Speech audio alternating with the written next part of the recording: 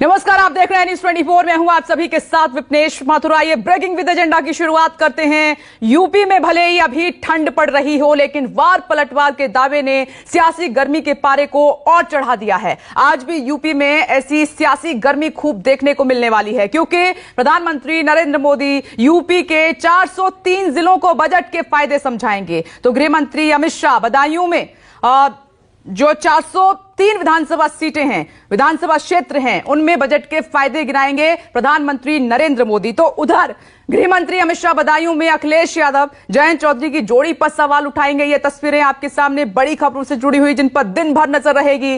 पीलीभीत से रक्षा मंत्री राजनाथ सिंह विरोधियों को ललकारेंगे, तो श्री कृष्ण की भूमि मथुरा से योगी आदित्यनाथ सियासी तापमान बढ़ाएंगे, और इनका जवाब गाजियाबाद से अखिलेश और जयंत एक साथ देंगे। आज तो मायावती भी पहली बार चुनावी रण में रैली कर बीजेपी, एसपी और कांग्रेस को घेरने की पूरी कोशिश करेंगी एक साथ, यानी पारा अभी और बढ़ेगा। और इस पारे को योगी आदित्यनाथ के उस बयान ने और बड़ा कर दिया जो उन्होंने कैराना और मुजफ्फरनगर के बारे में दिया था। उन्होंने कहा था कि कैराना और मुजफ्फरनगर में अचानक गर्मी बढ़ गई है और उन्हें मई जून में भी शिमला बनाना आता है, जिसका जवाब जयंत चौधरी ने दिया कि बाबा को शीतलहर में ठंड लग गई है और बीजेपी वालों की चर्बी ईवीएम पर बटन दबाकर उतार दो। मुद्दों से भटकती इस राजनीतिक बयानबाजी से किसको फायदा होगा और किसको नुकसान, और चुनाव में ऐसी बयानबाजियां क्यों होती हैं, इसी मुद्दे पर करेंगे बड़ी चर्चा नेताओं के पैनल के साथ, और साथ ही राजीव रंजन से समझेंगे जमीनी सच्चाई। चर्चा को शुरू करें उससे पहले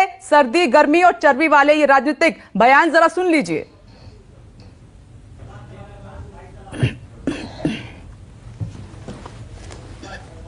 कैराना में और मुजफ्फरनगर में कुछ जगह दिखाई दे रही ना, ये सब शांत हो जाएगी इसके बाद, क्योंकि गर्मी कैसे शांत होगी ये तो मैं मई और जून में भी इसको बहुत शिमला बना देता हूं। 1970 में उत्तर प्रदेश में गुंडा कानून चौधरी चरण सिंह की कलम थी, वो कानून उन्होंने बनाया था। बाबा जी, आपने कोई कानून नहीं बना रखा। और योगी बाबा जो कह रहे हैं कि इनकी गर्मी निकाल दूंगा और मई जून में शिमला जैसी ठंड हो जाएगी, मुझे लग रहा है कि पिछले हफ्ते जो एक शीतलहर आई थी, इनका माथा बहुत बड़ा है, इन्हीं को ठंड लग गई। जयंत चौधरी, ऐसा भर भर के वोट दो, ईवीएम की मशीन को ऐसा भर के दो, नलके के बटन, हैंडपंप के बटन को ऐसा दबाओ कि भारतीय जनता पार्टी की जो चर्बी चढ़ रही है, सारे नेताओं की चर्बी उतार दो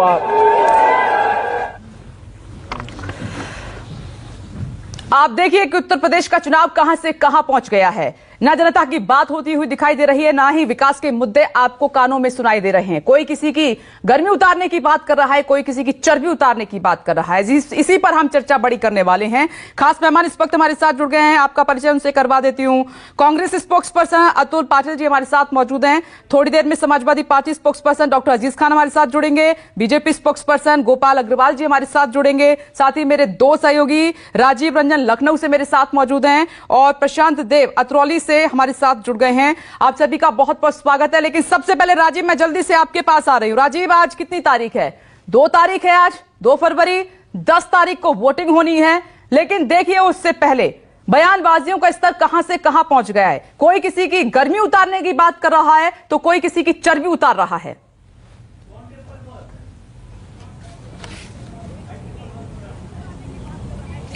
देखिए विपनेश, अगर अभी मैं भीड़ में और कहीं सार्वजनिक जगह पर किसी व्यक्ति से कह दूं कि तुम्हारी चर्बी उतार दूंगा या तुम्हारी गर्मी उतार दूंगा, तो शायद मुझे धमकाने का या किसी भी आम आदमी पर धमकाने का मुकदमा दर्ज हो जाए। अगर आप ये बात किसी से कहते हैं, कितनी दुर्भाग्यपूर्ण स्थिति है कि सूबे के मुख्यमंत्री, देश के सबसे बड़े प्रदेश के मुख्यमंत्री, संवैधानिक पद पर रहे मुख्यमंत्री, भाषण में कहते हैं कि गर्मी उतार दूंगा, मई जून आएगी तो शिमला का मौसम ले आ दूंगा। ये चुनाव के वक्त कही गई बातें हैं और ये किस लिए कही जा रही हैं सबको पता है। ये ध्रुवीकरण के लिए की जा रही हैं। ये 11 जिलों की 58 सीटों पर भारतीय जनता पार्टी जो किसान आंदोलन के बाद सपा रालोद गठबंधन से मुकाबले में फंसी है, इसकी वजह से ये बात कही जा रही है। जयंत चौधरी पूर्व प्रधानमंत्री के पोते हैं, बहुत शराफत वाले अंदाज के नेता माने जाते हैं, लेकिन बहुत सारे लोगों को उनके इस बयान से निराशा हाथ लगी होगी। जो वो नहले पे दहला मार रहे, वो ये कह रहे हैं कि गर्मी उतार देंगे तो इनकी चर्बी उतार दो। गर्मी उतार दो, चर्बी उतार दो जैसे शब्द अभी आने लगे हैं। एक हफ्ते अभी चुनाव के बाकी है। पश्चिमी उत्तर प्रदेश में होना तो चाहिए यह था कि स्वास्थ्य सुविधाओं के आधार पर जो जनता के मूल मुद्दे हैं उस पर यह चुनाव हो, महंगाई पर हो, रोजगार पर हो, स्वास्थ्य सुविधाओं पर हो, गन्ने के भुगतान पर हो, गन्ने की कीमत पर हो। लेकिन देखिए आप किस तरह, क्योंकि यही जुमले, यही चीजें समाज में जितनी नफरत और खाई वाली बातें आप करेंगे तो चुनाव की बाजार आपकी उससे ज्यादा से ज्यादा चुनाव की बाजार आपकी वोटों की आपकी झोली भरती है, ऐसा लगता है। इसलिए नेता इस तरह की बयानबाजी कर रहे हैं। आप देखिए, अगर हम सामान्य जीवन की बात करें, जो बच्चे 10वीं में थे वो कोरोना काल में 10वीं और 11वीं में पास करके वो 12वीं में पहुंचने वाले हैं। अब उनका जीवन 3 वर्षों से करीब 2.5 वर्षों से वो घरों में कैद हैं, लैपटॉप और कंप्यूटर पर और मोबाइल फोन में कैद हैं। उनका जीवन, जो उनकी तरुणाई थी, एक कमरे में कैद है। उनका जीवन आगे कैसे हो, उसके लिए उत्तर प्रदेश के ये राजनीतिक जो दल है उनका रोड मैप क्या है कि उन बच्चों के लिए क्या करेंगे। जो बच्चे ग्रेजुएशन पहले ईयर में पहुंचे थे कोरोना की लहर में, वो लास्ट ईयर में पहुंच गए हैं। वो डिग्री कॉलेज नहीं जा सके हैं। वो कॉलेजेस में रंग बिरंगे कपड़े पहन के, यूनिफॉर्म छोड़ करके जब बच्चे कॉलेज में जाते हैं तो उनको सबसे खुशी यही बात होती है कि यूनिफॉर्म नहीं पहनेंगे, अब रंग बिरंगे कपड़ों में जाएंगे, थोड़ी आजादी, थोड़ी दुनिया को देखने का मौका मिलेगा। वो सब उनके हाथों से छिन गया। लोगों के रोजगार उनके हाथों से छिन गए। जो लोग नौकरियां कर रहे हैं उनकी तनख्वाहें कट गई।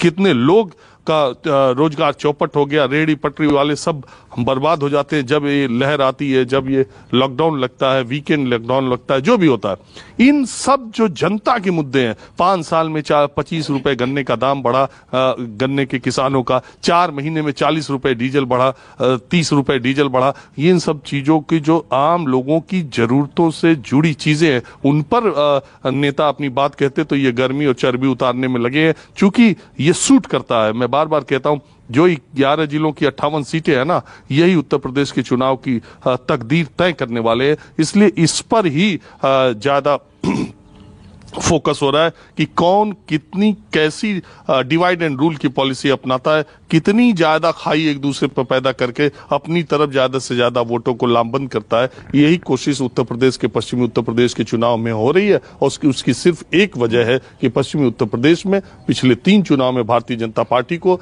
शानदार जीत मिली है और उसी जीत को वो दोहराना चाहती है। और अखिलेश यादव और जयंत इस उम्मीद में है कि अगर पहली लड़ाई में ही, पहले ही ओवर में ही अगर वो विकेट लेने में कामयाब होते तो शायद मैच उनका बन जाए। और इसी कोशिश में मर्यादा की सारी हदें दोनों तरफ से पार की जा रही हैं। राजीव, आप सही कह रहे हैं कि मुद्दे तो नजर नहीं आ रहे हैं, लेकिन जो बयानों की जो स्तर है, बयानों की जो एक मर्यादा होनी चाहिए, वो लगातार गिरती चली जा रही है। स्तर पूरी तरीके से गिर चुका है। और नेता कोई छोटे नहीं है, बड़े नेता हैं। एक मुख्यमंत्री हैं, समाजवादी पार्टी से जुड़े हुए हैं, जयंत चौधरी अपनी पार्टी का नेतृत्व कर रहे हैं, जाटलैंड में बड़ा चेहरा है। ऐसे शब्दों का इस्तेमाल, मैं आऊंगी प्रशांत, लेकिन इससे पहले आज मैं चर्चा की शुरुआत कर लेती हूं। और समाजवादी पार्टी से हमारे साथ डॉक्टर अजीज खान जुड़ गए हैं। थोड़ी देर में गोपाल अग्रवाल जी भी हमारे साथ मौजूद होंगे। डॉक्टर अजीज खान, ऐसे ही चुनाव लड़ा जाएगा क्या? ऐसे ही वोट मांगेंगे क्या? कहां जा रहा है ये बयानबाजियों का स्तर? मुद्दे तो चलिए गायब हो गए, जुबान पे भी कंट्रोल नहीं, चर्बी उतार देंगे, ये कैसी भाषा है सर? देखिए विपनेश जी, 2-3 बातें हैं। मैं देख पा रहा हूं कि जिस तरीके से अभी चर्चा चल रहा है और अलग अलग बयानबाजी हो रही है, आप खुद इस बात को एहसास करिए कि कल बजट आया है और देश में एक बड़ी निराशा पैदा हुई है इस बजट को लेकर के। उस बजट पर बीजेपी के लोग चर्चा नहीं करना चाहते। देश के प्रधानमंत्री से लेके, मुख्यमंत्री से लेके गृह मंत्री चर्चा नहीं करना चाहते। जिस तरीके से बजट में, चाहे वो किसान हो, बेरोजगार हो, नौजवान हो, सारे लोग बहुत निराश हैं। आखिर इस पर चर्चा क्यों नहीं? ऐसे शब्दों का इस्तेमाल क्यों हो रहा है? ये बहुत दुखद है। मर्यादा का ध्यान क्यों नहीं रखा जा रहा है? जो आज संवैधानिक पदों पर जो लोग बैठे, आखिर उनकी क्या जिम्मेदारी है? सबसे बड़ी बात है उनकी क्या जिम्मेदारी है। उनकी बड़ी जिम्मेदारी है, लेकिन उस जिम्मेदारी से कहीं ना कहीं वो अपने आप को आप पीछे खींच रहे हैं। ये लगता है कट गया जी। हेलो, इसको चेक नहीं किया था, स्पीड क्या? डॉक्टर अजीज खान, मैं आती हूं आपके पास। तो अतुल जी, ऐसे इलेक्शन लड़ा जाएगा क्या, जहां पर शिक्षा, रोजगार, स्वास्थ्य, इन पर बात होनी चाहिए थी, कोरोना से उत्पन्न समस्याओं पर बात होनी चाहिए थी, लेकिन देखिए क्या किया जा रहा है। बड़े नेता चर्बी गर्मी, क्या युवाओं को मैसेज देने की कोशिश की जा रही है? राजनीतिक पार्टियां क्यों भूल जाती हैं कि वो जनता का नेतृत्व करते हैं, जनता उनको ध्यान से सुनती है, उनके हर बयान का असर होता है? ऐसा विपनेश की कल के बजट में जिस तरह से एमएसएमई मंजूर छोटे उद्योग जो है 60 लाख बंद हो चुके, उस पर चर्चा नहीं हुई, रोजगार निर्माण पे चर्चा नहीं हुई, महंगाई कम करने पे चर्चा नहीं हुई, और जिस देश का प्रधानमंत्री दुनिया के सबसे बड़े दल का मुखिया हो, वो अगर शमशान घाट और कब्रिस्तान की बात चुनाव में करता हो, तो उसको मानने वाले उनके छोटे नेता है। मोदी के सामने तो योगी जी अभी छोटे ही है, तो वो इस तरह की बात करते हैं। जो खुद गृह मंत्री है, जिनके ऊपर कानून व्यवस्था की जिम्मेदारी है, वो जाकर कैराना में हिंदू मुसलमान वाली बात करते हैं। इस देश का जो राज्य मंत्री है, उसका बेटा किसानों को रोनता है गाड़ी के नीचे। इनसे क्या अपेक्षा हो सकती? चर्चा तो प्रियंका जी और राहुल जी के बारे में होना चाहिए। जिस तरह का शालीन, सभ्य और लोगों के मुद्दों को लेकर चर्चा जो हो रही है, लड़की हूं लड़ सकती हूं, इस बात पे चर्चा हो रही है, विकास के बात पर चर्चा हो रही, गन्ने पर चर्चा हो रही, उस शालीनता की भी चर्चा थोड़ी होनी चाहिए। क्योंकि क्या होता है, इन लोगों को ये मौका मिलता है, ये लोग इस तरह की बयानबाजी करते हैं, और फिर टीवी में जो चर्चा होती है, हम लोग जो मीडिया में आकर जो चर्चा करते हैं, उस चर्चा को भी वो जगह मिल जाती है। लेकिन राजीव रंजन जी ने जो बात कही थी, वो बात किसके बयानों में दिखती है, वो भी लोगों तक पहुंचना चाहिए। सही बात जो है, जो माध्यम है, आप लोग उस माध्यम से सही बात जो है पहुंचाने की कोशिश आप लोग जो करते हो, तो पहले मैं आपका अभिनंदन करना चाहूंगा कि इस मुद्दे पर आप बात कर रहे हो। लेकिन प्रधानमंत्री देश के जो मुखिया है, जिनको इतना प्यार मिला है 2-2 चुनावों में, उनकी भाषा, गृह मंत्री की भाषा और गृह राज्य मंत्री की भाषा, ये जो भाषा है, ये सभ्यता की भाषा कभी भी नहीं रही है। ये विकास की बात कभी भी आज तक करते नहीं आए हैं। और इनके तर्ज पे अगर बात की जाए तो बजट में हिंदुओं को क्या मिला? सबसे ज्यादा बेरोजगारी हिंदू युवाओं में देखी जा रही है। सबसे ज्यादा छोटे मझोले उद्योग जो खत्म हुए वो हिंदुओं के खत्म। क्या इस तरह से हम चर्चा करेंगे इस देश में? क्या हम हिंदू हर चीज को हिंदू मुसलमान से जोड़ देंगे? क्या इनके पास कोई हल है? क्या 18-20 करोड़ मुस्लिम लोगों का क्या करोगे? क्या इनके पास कोई हल है? तो हर चीज का विभाजन करना, हर चीज में नफरत डाल देना, और अगर लोग नहीं मानते तो रौन देना, इस तरह की राजनीति चल रही है यहाँ पर। अधिकारियों को देखो, मैं भी सिविल सर्विसेज से आया हूं, अधिकारियों को डांटा जा रहा है। अधिकारियों को पोस्टल बैलेट से लेकर पूरे अधिकारी जो वोट है, महकमा जो है ब्यूरोक्रेसी का, उनका वोट पूरा बीजेपी को जाना चाहिए। इस तरह का काम जो है वो यूपी में हो रहा है। मैं सोच समझकर पूरे जिम्मेदारी से आरोप कर रहा हूं बीजेपी पर। तो इस तरह की राजनीति इस देश में जो हो रही है, वो खून खराबे की तरफ लेके जा रही है। ठीक है अतुल जी, आ रही हूँ। गोपाल अग्रवाल जी मेरे साथ मौजूद है, बीजेपी स्पोक्सपर्सन, मैं उनसे जवाब ले लेती हूँ। गोपाल जी, मुख्यमंत्री योगी आदित्यनाथ प्रदेश के मुखिया हैं, उनके इस बयान ने सभी को हैरान किया है। क्या कह रहे हैं ये? ऐसे बयान, गर्मी उतारने की बात, सीएम, और उनके हर एक बयान का असर होता है युवाओं पर, प्रदेश की जनता पर।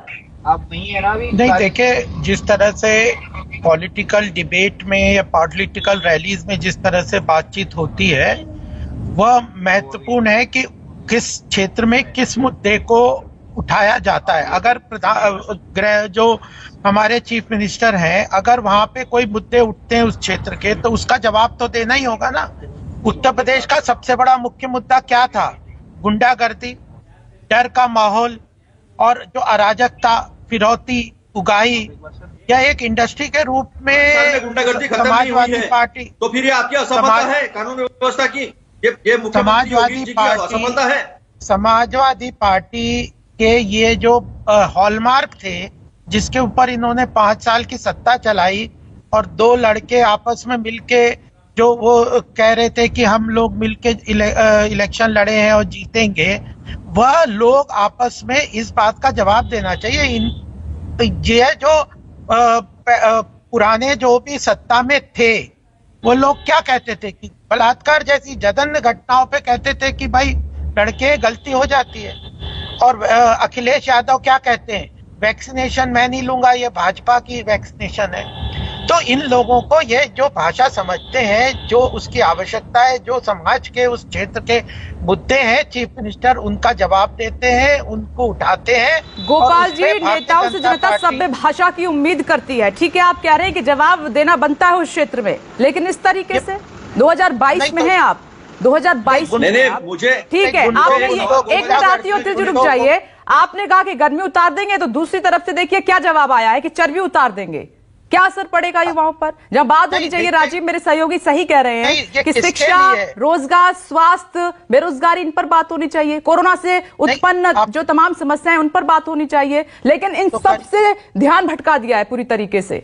कुछ भी नहीं। अगर आप हमसे बात करना चाहेंगे तो जिस तरह से उत्तर प्रदेश की पिछले 5 साल में विकास हुआ है, तिमारू राज्य में उत्तर प्रदेश था, अब आप चर्चा करिए तो मैं जवाब दूंगा इस विषय पे। तिमारू राज्य में था उत्तर प्रदेश, आज दूसरे पायदान पे ईज ऑफ डूइंग बिजनेस में, इनोवेशन के ऊपर, इनोवेशन के पायदान में रैंक में 6 रैंक ऊपर चढ़ के आया। कहीं पर भी नहीं है यूपी। आज की डेट, अब आप सुन लो ना, अब आपसे सुना नहीं जा रहा, अब आपसे सुना नहीं जा रहा, अब मैं विकास की बात कर रहा हूँ, इंफ्रास्ट्रक्चर की बात कर रहा हूँ, तो सुन लो, मैं विकास की बात कर रहा हूँ। एयरपोर्ट बन रहे हैं, 13 एयरपोर्ट के यहाँ पे पिछले 60 साल में 6 एयरपोर्ट बने थे, पिछले 5 साल में 13 एयरपोर्ट बने। इंफ्रास्ट्रक्चर 6 नए जो एक्सप्रेसवे बने हैं, उनकी कईयों की नींव रख दी है, किसका निर्माण शुरू हो गया, कई कंप्लीट हो गए। मल्टी नोडल एक्सपोर्ट हब्स बन रहे हैं। उसके बाद जिस तरह से मनरेगा में जो त्रासदी के बाद वैक्सीनेशन में 22 करोड़ लोगों को वैक्सीनेशन दे दी गई है, जो 1 डिस्ट्रिक्ट 1 प्रोडक्ट के अंतर्गत उत्तर ठीक है गोपाल जी, मैं आ रही हूँ इन्हीं मुद्दों पर। राजीव, बात होनी चाहिए थी जो अभी गोपाल जी न्यूज़ 24 पर बैठकर कह रहे हैं, लेकिन ये मुद्दे कहाँ, ये तो बहुत पीछे रह गए हैं ना। आप इस पे चर्चा करिए। नहीं, गोपाल जी इसी पर कर रहे हैं, रुकिए ना, लेकिन ये बयानों की क्या जरूरत थी? राजीव, प्रशांत, मैं आ रही हूँ आपके पास, बता दिया। एक मिनट, आ रही हूँ, डॉक्टर अजीज खान आ रही हूँ आपके पास, मैं आई थी, दोबारा आ रही हूँ। मैं एक बार अपने सहयोगी राजीव का रुख करना चाह रही हूँ। राजीव, अभी तो इन मुद्दों पर बात हो रही है, लेकिन मैदान में क्या ये मुद्दे आपको दिखाई दे रहे हैं? आप देखिए वहां पर क्या हो रहा है। ऐसे जीती जाएगी क्या जंग 2022 की?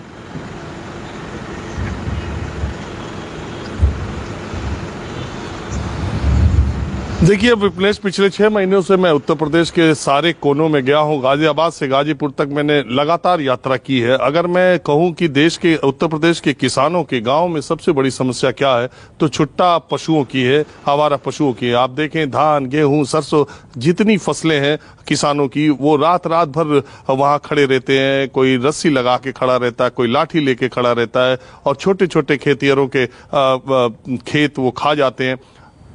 मुद्दा तो ये सबसे बड़ा होना चाहिए कि देश के, उत्तर प्रदेश के किसानों के लिए पहले सरकार की तरफ से भी ये कहना चाहिए कि मान लीजिए जो चीजें हुई हैं उसमें और क्या आगे किया जा सकता है, आगे रोड मैप क्या है, अगली बार सरकार बनेगी तो छुट्टा पशुओं के लिए और क्या किया जाएगा। बीजेपी की तरफ से ये बोलना चाहिए था, लेकिन अभी चूंकि 930 रुपए एक पशु के लिए दिए जाते हैं, जो गौशालाएं बनाई गई हैं, मैं 50 से ज्यादा गौशालाओं में गया हूँ, वहां की असलियत और हकीकत क्या ये बताने की जरूरत नहीं है। कुछ जगह ठीक ठाक हिसाब है। 930 रुपए का मतलब ये होता है 31 रुपए रोज। 31 रुपए में गाय और भैंस पालने वाले लोगों को पता है कि 31 रुपए में गाय को क्या खिलाया जा सकता है। दूसरी बात यह है, अच्छा वो सरकारी पैसा है तो 930 रुपए जाता है तो वो गाय को कितना मिलेगा ये भी आप समझ सकती हैं। कुछ जगह व्यवस्था अच्छी है, शहरी इलाकों में एक आध जगह मैं गया हूँ, जिससे बाराबंकी के शहरी इलाके की गौशाला है, वहां पर ठीक ठाक व्यवस्था मुझे देखने को मिली। को बहुत सारे लोग एनजीओ के भी वहां, लेकिन ये एक बहुत बड़ी समस्या है। अखिलेश यादव सारी बातें कर रहे हैं,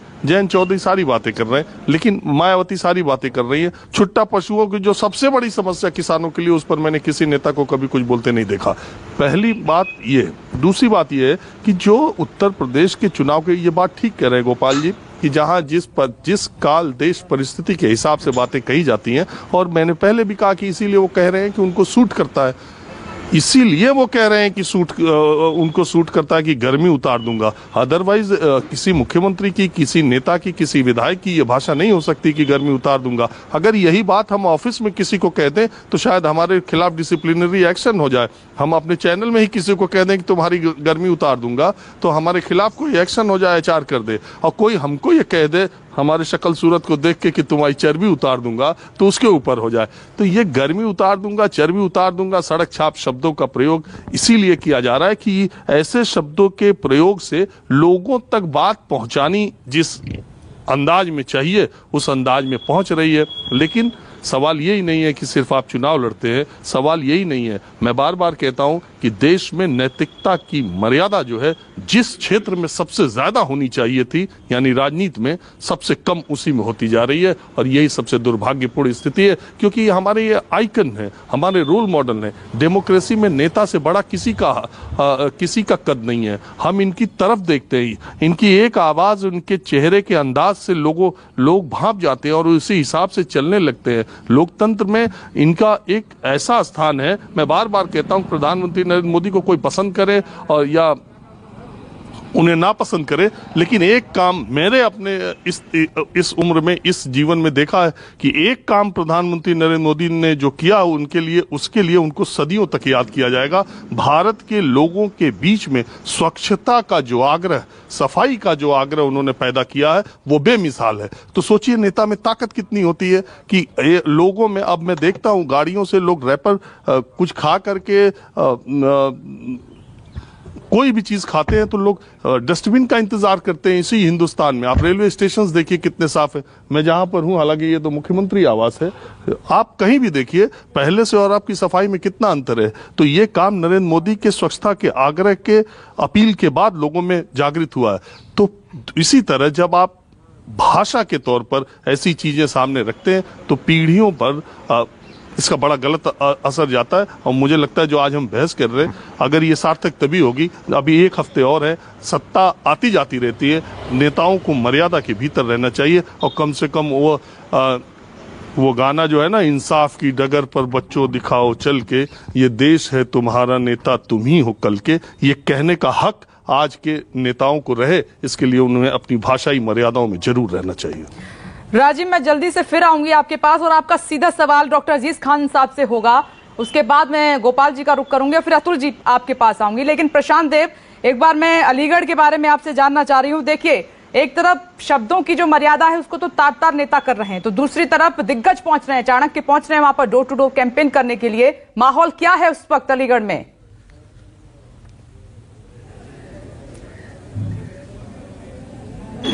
देखिए विपनेश, अलीगढ़ की बात करें तो अलीगढ़ के अतरौली में, यानी कि जो कल्याण सिंह जी का कभी विधानसभा क्षेत्र हुआ करता था, वहाँ पे एक जनसभा करेंगे गृह मंत्री अमित शाह। और पीछे देखिए तैयारियां आपको देख रही हैं, 12 साढ़े 12 बजे अमित शाह यहाँ पे पहुँचेंगे। और दरअसल में डोर टू डोर कार्यक्रम के बाद ये पहली उनकी जनसभा है, छोटी जनसभा है प्रोटोकॉल के हिसाब से। तो यहाँ पे गृह मंत्री अपनी जनसभा करेंगे और लोगों से मुखातिब होंगे, लोगों को अपना संदेश पहुँचाएंगे। देखिए विपनेश, बहुत कम समय बचा है, आज 2 तारीख हो गई और 48 घंटे पहले चुनाव प्रचार थम जाता है। उस हिसाब से समय बहुत कम बचा है और अब आखिरी दौर में पश्चिम उत्तर प्रदेश का जो 10 तारीख को मतदान होना, उस आखिरी दौर में पूरी ताकत, हर तरीके से ताकत जो है तमाम नेता अपनी झोंकने पे लगे हैं। और जिसको लगता है कि जो बात आपने कही कि जिन शब्दों का चयन किया गया है वो दरअसल में ये सब फार्मूले हैं, ये सब फार्मूले हैं। जिस फार्मूले के आधार पर लगता है कि फायदा होगा तो उस फार्मूले का इस्तेमाल किया जा रहा है। एक तरफ फार्मूले का इस्तेमाल किया जा रहा है, दूसरी तरफ चाणक्य जैसे बड़े नेता अपनी रणनीति के तहत जमीन पर लगातार उतर रहे हैं। एक तरफ कहीं योगी हैं, कहीं गृह मंत्री हैं, कहीं जेपी नड्डा हैं। तो पूरी तरीके से घेराबंदी पश्चिमी उत्तर प्रदेश में बीजेपी के बड़े नेता लगातार कर रहे हैं। उसकी वजह सिर्फ ये है कि कहीं जो गठबंधन जो सेंध मारने की कोशिश की है, जो उसने जो ताकत लगाई है, उसमें वो कहीं कामयाब न हो पाए और पश्चिमी उत्तर प्रदेश में अपनी स्थिति बरकरार रखी जाए। ये सबसे अहम रणनीति है। प्रशांत, आप अपनी नजर बनाए रखिएगा, मैं आऊंगी आपके पास जल्दी से, क्योंकि आप उस जगह पर खड़े हैं जहां पर समीकरण बैठाए जा रहे हैं। अखिलेश यादव जयंत चौधरी के साथ मिलकर, और बीजेपी ने तकरीबन 17 से ज्यादा ऐसी सीटें हैं जहां पर जाट नेता उतारे हैं उस जंग को जीतने के लिए, पश्चिमी उत्तर प्रदेश को जीतने के लिए। लेकिन इस बीच बयानबाजियों का दौर। राजीव, सीधा सवाल मैं चाहती हूँ डॉक्टर अजीज खान से आप करें।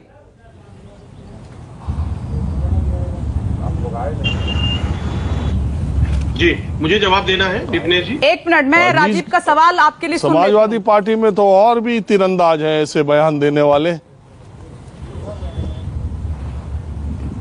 देखिए राजीव जी, ऐसा है, मैं तो अजीज खान से बोल रहा हूँ, समाजवादी पार्टी में तो और भी बहुत वीर हैं इस तरह के बयान देने वाले। मैं नहीं, मैं अजीज खान जी आपसे ये कहता हूं, आप एक पैनलिस्ट के तौर पर आप एक पार्टी का प्रतिनिधित्व करते हैं, समाजवादी पार्टी बहुत बड़ी पार्टी है, आपको भी ये स्वीकार करना चाहिए कि चुनाव में हार जीत कुछ भी हो, हम छोड़ के क्या जाते हैं इतिहास में, ये बहुत महत्वपूर्ण रहता है। और आजकल के नेताओं में इसकी बहुत कमी है। चुनाव जीतने के लिए ये चर्बी उतार देना, ये गर्मी उतार देना जैसे शब्द आप मानते होंगे कि दोनों तरफ से गलत कहे गए हैं।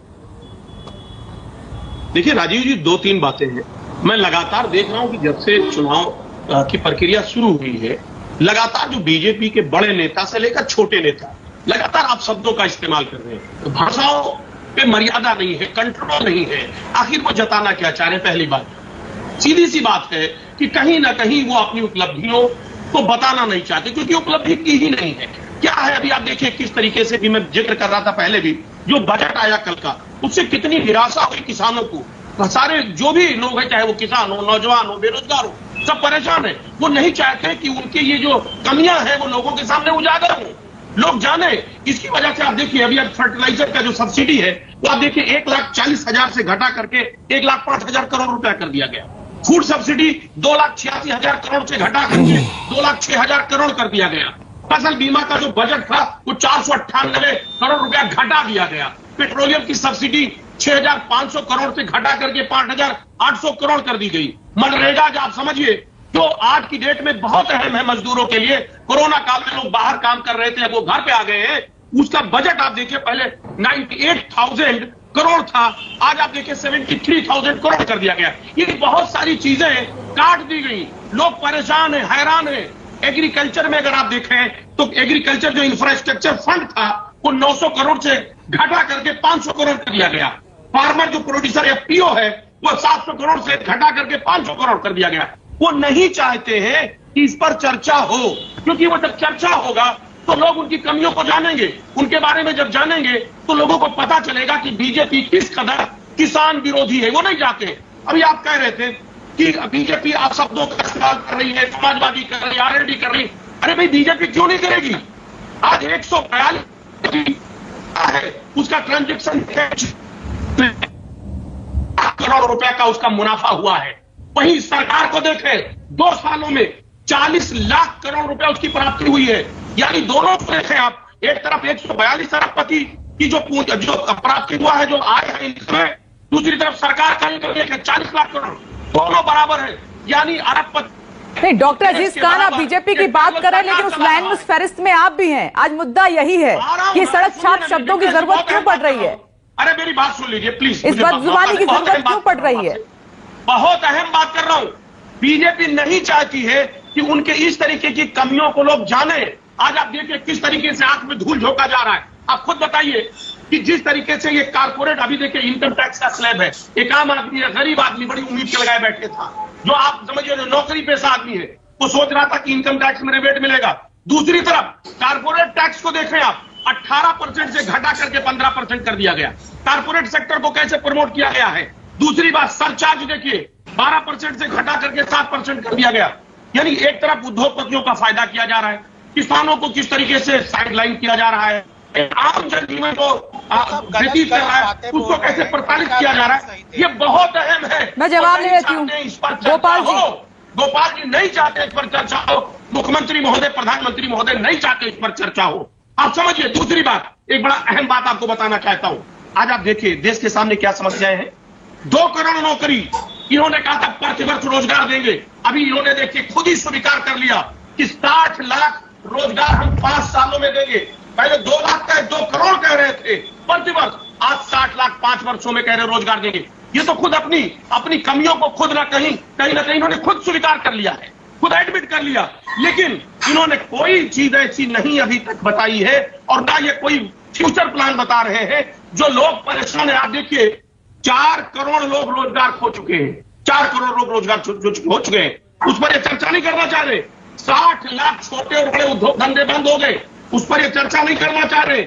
आप अंदाजा लगाइए कि आज आप पहले जो पर्थ व्यक्त आय थी वो 1,08,645 थी, वो घट गई, इनकम घट गई, एक्सपेंडिचर घट गया, उस पर ये नहीं चाह रहे। ठीक है, उन्होंने सुन लिया, मैं जवाब ले लेती हूँ। डॉक्टर अजीज खान, आप आरोप ये लगा रहे हैं, गोपाल जी आपने डॉक्टर अजीज खान को सुना, वो आरोप ये लगा रहे हैं कि ऐसे बयानों के जरिए मुद्दों से ध्यान भटकाने की कोशिश कर रहे हैं, वोटों का ध्रुवीकरण करना चाहते हैं। वो सीधा आरोप आप पर ये लगा रहे हैं। देखिए, सबसे पहली बात मैं बताना चाहता हूं कि मैं अभी वहीं जा रहा हूं, अतरौली ही जा रहा हूं जहां गृह मंत्री की आज सभा है। हम लोग जनता से संवाद का स्थिति रखते हैं, जनता से संवाद करते हैं।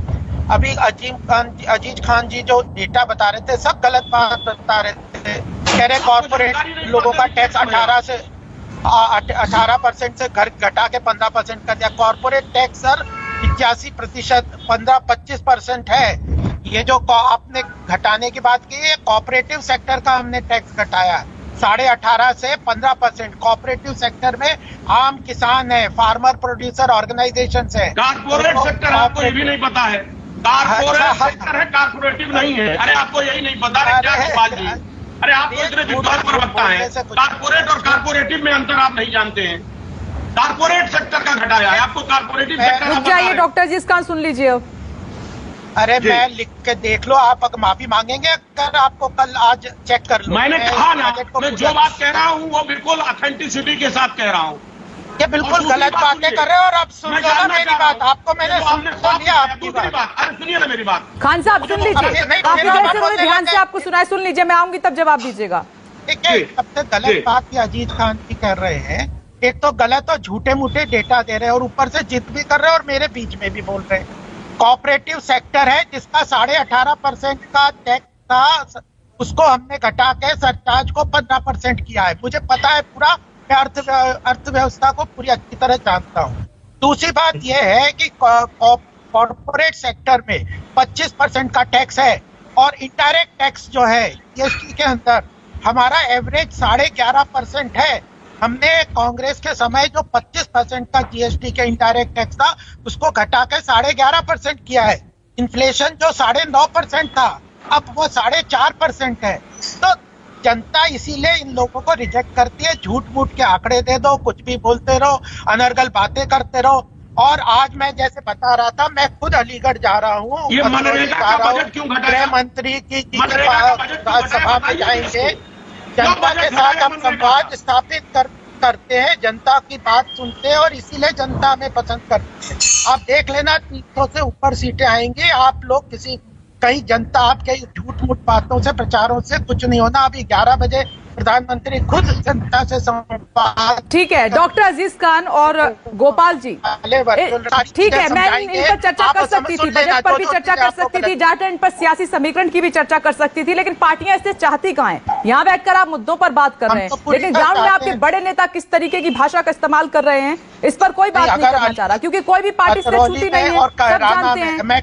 आपने तो खुद ही गोपाल जी कह दिया ना कि जहां पर जैसा सूट करता है वैसी स्टेटमेंट दी जाएगी। सूट नहीं करता, जो प्रश्न होगा उसका जवाब ठीक है। अतुल जी, मैं आपके पास आ रही हूँ।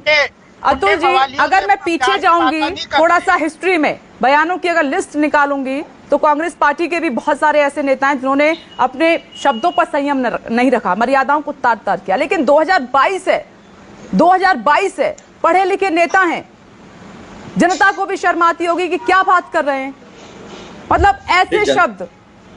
विपनेश जी, जनता को ऐसा लग रहा होगा कि हमने मुख्यमंत्री प्रधानमंत्री चुने हैं या किसी गिरोह के मुखिया चुने हैं। ये तो जनता को जरूर लगता होगा, क्योंकि गोपाल जी बैठे यहाँ पर इतना सफेद झूठ बोल रहे हैं, इनोवेशन की बात करते हैं। अरे पूरा तुम्हारा दिल्ली और बेंगलोर मिला के जितना इनोवेशन है उससे दोगुना तो बॉम्बे में हुआ है। स्वास्थ्य में आप पीछे, महिलाओं की साड़ियां खींचते हो आप, वस्त्रहरण देखा है इस देश ने रात को उस बेटी को जलाते हुए देखा है पुलिस, हमारे महकमे को, जो माँ बाप को दिया नहीं गया, आखिरी हल्दी लगाने नहीं दी गई हाथरस में, वो देखा है। लखीमपुर देखा है इस देश में। तो आप कानून व्यवस्था की बात मत कीजिए। गुंडे जो लोग हैं ना, वो आपके मंच पे खड़े हुए दिखाई देते हैं।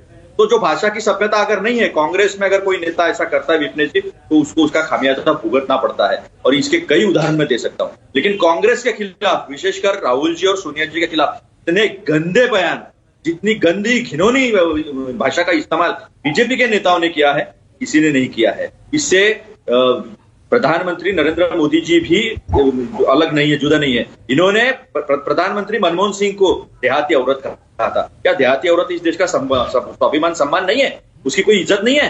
क्या इन्होंने नामर्द नहीं कहा था देश के प्रधानमंत्री मनमोहन सिंह साहब को? क्या इन्होंने नपुंसक नहीं कहा था इनके नेताओं ने?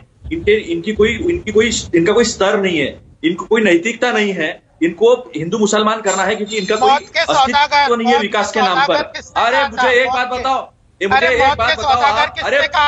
जो मुख्यमंत्री है, जो मुख्यमंत्री था वो देख रहा था, अहमदाबाद चल रहा था, सूरत चल रहा था, बड़ौदा चल रहा था, 2 महीने तक जिसका प्रदेश चल रहा था और वो देख रहा था और वो कह रहा था कि ये रिएक्शन है, दंगों को रोकने के बजाय कह रहा था रिएक्शन है, तो उसे और क्या कहा जाएगा? इस भाषा में सभ्यता है? इस भाषा में अपने कर्तव्य, अपने कर्तव्य की एहसास करा देने वाली भाषा है ये। इस भाषा में असभ्यता नहीं है। और एक बात आप समझ लीजिए गोपाल जी, एक बात आप समझ लीजिए, जिस प्रदेश के मुखिया को 313 विधायक के मुख्यमंत्री को अगर चाइना का एयरपोर्ट दिखाना पड़े, 313 के विधायक को मुख्यमंत्री को अगर फ्लाईओवर वेस्ट बंगाल का दिखाना पड़े, तो ये असफलता की सबसे बड़ी हामी है। ये असफलता एक्सेप्ट करने वाली बात है। आज तक किसी को ये करना नहीं पड़ा था। क्या मुख्यमंत्री बात करते हैं? क्या लहजा है उनका बात करने का? गृह मंत्री के बात करने का लहजा किसे? डराते हो लोगों को? डराने के लिए आप लोगों ने गृह मंत्री बनाया है। जाके कहते हो हम लोग आ जाएंगे, ठीक कर देंगे। किसे ठीक कर देंगे? देश का गृह मंत्री षड्यंत्र में इन्वॉल्व है, उसके बावजूद वो इस्तीफा नहीं होता है उसका। इतनी बेशर्मी जो है ना, आज तक कभी नहीं थी 70 साल में। 70 साल में जो कुछ नहीं हुआ ना बुरा, वो ये 7 साल में इस देश ने देखा होते हुए। इस देश का गृह मंत्री षड्यंत्र में, गृह राज्य मंत्री षड्यंत्र में सभी के नाम गिनाते अतुल जी तो अच्छा होता। मैंने इसीलिए कहा कि इसीलिए दूसरे मुद्दे पर तुरंत कन्वर्ट हो रहा है, क्योंकि हर पार्टी में ऐसे नेता भरे हुए हैं जिन्होंने सड़क छाप शब्दों का इस्तेमाल किया है। 1 मिनट अतुल जी रुक जाइए, 1 मिनट रुक जाइए, मैं आ रही हूँ। गोपाल जी आपके पास आती हूँ, फिर प्रशांत देव आपके पास लास्ट सवाल मेरा होगा। ये डॉक्टर अजीज खान नेता कब छोड़ेंगे सड़क छाप शब्दों का इस्तेमाल करना? इससे क्या लगता है कि जनता खुश हो जाती है? झोली भर भर कर वोट दे कि आपको? अरे सोचिए, घसाई होती है ऐसे नेताओं की। लोग पढ़े लिखे नेताओं को वोट देती है जिनको बात करने की तमीज तक नहीं है। देखिए, अगर आप देखेंगे देश का, गोपाल जी रुकिए, मेरी बात मुझसे सवाल है। नहीं गोपाल जी मैं आ रही हूँ, ये डॉक्टर अजीज खान साहब से मेरा सवाल है। गोपाल जी आ रही हूँ आपके पास। देखिए विपनेश जी, जब देश के प्राइम मिनिस्टर कहते 50 करोड़ की गर्लफ्रेंड, शंकरी बछड़ा, ये शब्दों का इस्तेमाल है, मर्यादा है? किस पोस्ट पर आप बैठे हैं? पूरा देश आपको फॉलो कर रहा है, पूरा प्रदेश आपको फॉलो कर रहा है। आप कैसे आप शब्दों का इस्तेमाल कर रहे हैं? कितनी दुखद है विपनेश जी, समझिए आप। और जाकर के आप कह रहे मई बना दूंगा, शिमला बना दूंगा। आप बताइए ना, क्या शिमला बना देंगे? अगर यही शौक है आपको, तो नाम बदलने का शौक वैसे भी बहुत है, तो उत्तर प्रदेश का नाम शिमला रखो। नहीं, कोई अगर बदजुबानी करेगा तो आप भी करेंगे, फिर आप में अंतर क्या है? आप अरे मेरी बात सुनिए ना, मेरी बात सुनिए। हम लोग बहुत ही संस्कारवादी है, समाजवादी है, और समाजवाद की बात करते हैं हम। कभी भी आप शब्दों का इस्तेमाल, हाँ वो तो खूब दिखाई दे रहे हैं संस्कार, जुबानों शब्दों के जरिए का इस्तेमाल हो रहा है, ये कहीं ना कहीं इनकी बड़ी बौखलाहट है, और बौखलाहट सब निकल करके आ रही है। आज आप देखिए, मुख्यमंत्री महोदय ने एक भी उपलब्धि अपनी नहीं बताई। वो कुछ नहीं बता रहे कि मैं क्या काम किया मैंने 5 साल में। लगातार उनके भाषा को देखें, आप उनके स्पीच को देखें, उनकी भाषा कैसी है। आप इतने देश की इतनी बड़ी पत्रकार है, आप बताइए ना, अभी आज तक उन्होंने एक काम बताया कि मैंने फला ये काम किया? लेकिन जब से वो गए हैं दंगावादी, पता नहीं क्या क्या, पता नहीं। मुझे लगा डॉक्टर अजीज खान आप ये कहेंगे कि मेरी पार्टी में या मेरी जो सहयोगी दल की पार्टियों में जो नेता इस तरीके के शब्दों का इस्तेमाल कर रहे हैं, उनको बोला जाएगा कि आप सभ्य भाषा का इस्तेमाल करें, क्योंकि जनता पर असर छोड़ते हैं ऐसे शब्द। लेकिन आपने ऐसा नहीं कहा, आपने ऐसा नहीं कहा। बचाव करते हुए बीजेपी पर तो हमला आप बोल रहे हैं। आज चर्चा का मेरा मतलब यही था कि इस बदजुबानी पर, शब्दों पर लगाम आखिर कब लगेगी? नेता कब समझेंगे किससे वोट नहीं मिलता है? आप उनकी समस्याओं पर बात कीजिए। आ रही हूँ प्रशांत। झारखंड में गर्मी काफी बढ़ गई है बड़े नेताओं की जमीन पर उतरने पर। 1 मिनट सर, आ रही हूँ, रुक जाइए, वक्त की कमी है। मैंने जो सवाल पूछा उसका जवाब तो दिया नहीं आपने प्रशांत। मेरे को बोलना है। मैं गोपाल जी आ रही हूँ आपके पास प्रशांत के बाद। जी विपनेश। प्रशांत, झारखंड में गर्मी काफी बढ़ गई है हर तरीके से। बड़े नेता मैदान में उतर गए हैं। जानते हैं पहले दूसरे चरण को जीतना बहुत जरूरी है, इसलिए हर कोशिश की जा रही है।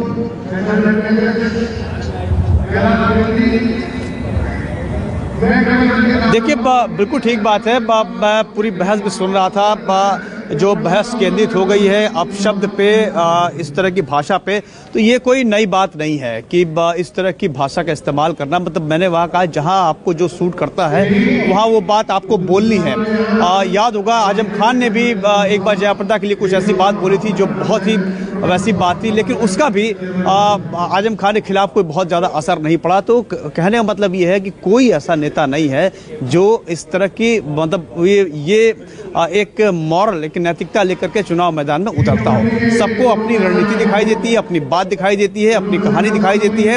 और जहां तक पश्चिमी उत्तर प्रदेश की बात है, जहां जहां जिन जिन इलाकों में लगभग जहां जहां मतदान होना हम लोग तमाम लोग घूम रहे हैं, एक चीज विपनेश जो जमीन पर समझ में आती है वो ये है कि जो मुद्दे हैं, जो आम आदमी से जुड़े हुए मुद्दे हैं, खासकर विधानसभा चुनाव में वो लोकल कनेक्ट होता है अपने एमएलए से। एमएलए के रिपोर्ट कार्ड के आधार पर कहीं कोई मतदान नहीं है, कहीं कोई मुद्दा नहीं है। सिर्फ और सिर्फ जो राष्ट्रीय स्तर के मुद्दे हैं, जो शीर्ष नेताओं के मुद्दे हैं, चाहे वो किसी भी पार्टी के हों, उनकी बात को लेकर के मतदाता आगे बढ़ रहा है। तो लाइन बहुत स्पष्ट हमें खींची हुई दिखाई दे रही है कि कौन किस तरफ है, कौन किस तरफ है। ये अगर ये स्थानीय स्तर पर इसलिए नहीं हो रहा, प्रशांत आप सही कह रहे हैं, क्योंकि उनकी बात ही नेता नहीं कर रहे हैं, कुछ और ही बात हो रही है। चलिए चर्चा को यहीं विराम देना होगा। आप सभी का बहुत बहुत शुक्रिया। गोपाल जी मैं आपके पास नहीं आ पाऊंगी अब, लेकिन उम्मीद करते हैं कि आज की ये चर्चा सुनने के बाद कम से कम नेता ये समझ जाएंगे कि जुबान पे कंट्रोल रखना है, सभ्य शब्दों का इस्तेमाल करना है। जनता ये सब नहीं सुनना चाहती, वो चाहती है कि उनकी समस्याओं पर बात है, उनका विकास कैसे हो, इन पर बात हो। कम से कम आज के बाद इस पर तो लगाम जरूर लगेगी, ऐसी उम्मीद न्यूज़ 24 करता है। एक छोटा सा ब्रेक, फौरन लौट रहे हैं। नमस्कार, मैं हूं मानक गुप्ता। अगर आपको हमारा ये वीडियो पसंद आया हो तो इसे लाइक और शेयर जरूर करें, और हां, हमें सब्सक्राइब और फॉलो करना ना भूलें ताकि आप देश और दुनिया की कोई खबर मिस ना करें। तो जुड़े रहिए हमारे साथ और देखते रहिए न्यूज़ 24।